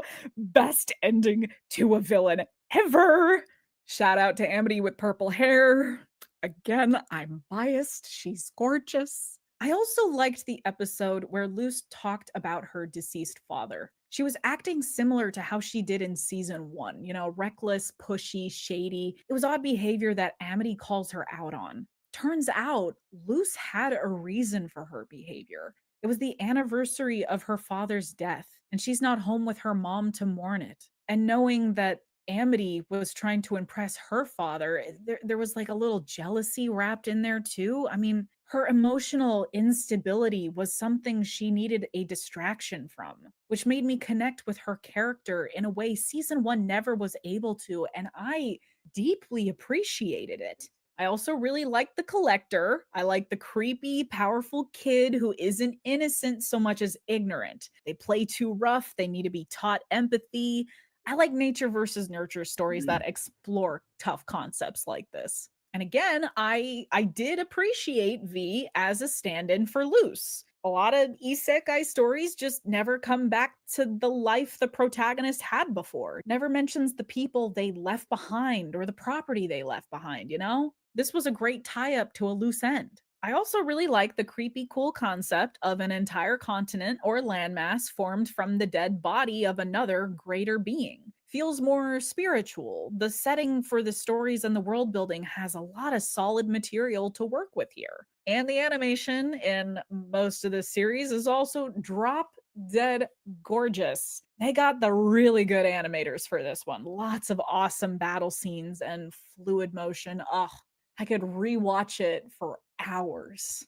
Something else I really liked is Hunter's friendship with Willow and Gus. I've talked about hating the forced school plot in season 1, but ironically, I think the school plot would be more acceptable featured in season 2. Unlike Luce, Hunter has a magic staff, but he's never actually gone to school, he doesn't have any friends, and he's brainwashed into believing in his uncle's dream, in the Coven system, and the Day of Unity. On top of that, Hunter is actually secretly interested in wild magic, something his uncle has forbidden him from researching. Bringing Hunter to school that secretly allows multi-tracks, has students that offer genuine friendship, confidence, and perspectives outside of Coven brainwashing is an absolutely perfect tool to change the direction of Hunter's arc. Season 2 tried to spare what little time it had for this, with the Willow Grudgeby episode and the Illusion Coven Gus episode, but Hunter never really officially enrolled in anything, nor did he stick around to actually learn stuff at the school. Which is unfortunate, but regardless, I think Hunter's arc was handled very well. I'm sure there's probably some other stuff I'm missing. There are episodes I liked, but I think that's about it. Season 1 of The Owl House was awful, but season 2 and 3 are okay. Always happy to have queer representation, of course, but story-wise, it felt a bit confused on where it was trying to go. Like, it felt so obvious that they didn't have a plan. The morals of the episodes seem patronizingly explained to the audience. Season 1 wasted so much time with Luce and Co. constantly screwing up and going to school where they don't really learn anything. And season 2 and 3 rushes to jam pack in new characters at every other episode because they wasted so much time in season 1. Overall. Okay, so that's what she would give it. Originality, no creativity, plot, pacing, structure, characters, animation, music. Okay, that's what I would say. The animation, characters, the acting, and the message were good. I would say, yeah. Given from what I remember when it was out, now there's some time, and from this video, given all the pros and cons of the Owl House, I would have to give it a 6 out of 10 myself. One, I did enjoy it a lot. I like the concept. The magic system was good. I wish there was more to it. Felt like there was too many characters at the start. Dropped plot lines and plot points that were shown in season 1 that were abandoned in later seasons. And they had retcons for both season 1 and 2. But I think that also because in the third season, it was rushed, given it didn't have the proper standard 20 or so episodes like the previous season, so it had to put it in 3 specials. So that kind of dampened some of the hype for the last season. Because I was hoping, like, okay, now that they're in the human world, we can do some stories, a few episodes of them in the human world. Which we only got from, like, the scratchbook stuff we saw and the ending credit scenes that they showed off was the only scraps of, like, potential storylines or episodes from that could have been episodes instead of snapshot photos. That would have been nice. The magic system was okay, but it felt like we only saw, like, the main 5 Titan glyphs that were shown. Basic runes, we never really learned more about that. And there was a bunch of other potential plot lines that were scrapped. So yes, I would give it a 6 out of 10. And so that concludes this video. Overall, I say this video was very informative. It went through all the likes and dislikes of the season and the characters and the structure for the entire show as a whole. And this is a pretty good and a very informative video of the Owl House. I would say for people who enjoyed it, the Owl House, and those who had some concerns of it, this would be a nice, good video for people to watch. And I say I enjoyed it as well. So that concludes this video here. If you want to see more videos like that, you can leave it in the comment section down below. And if you like this type of content, you can make sure to like, comment, and subscribe. Until then, have a nice one.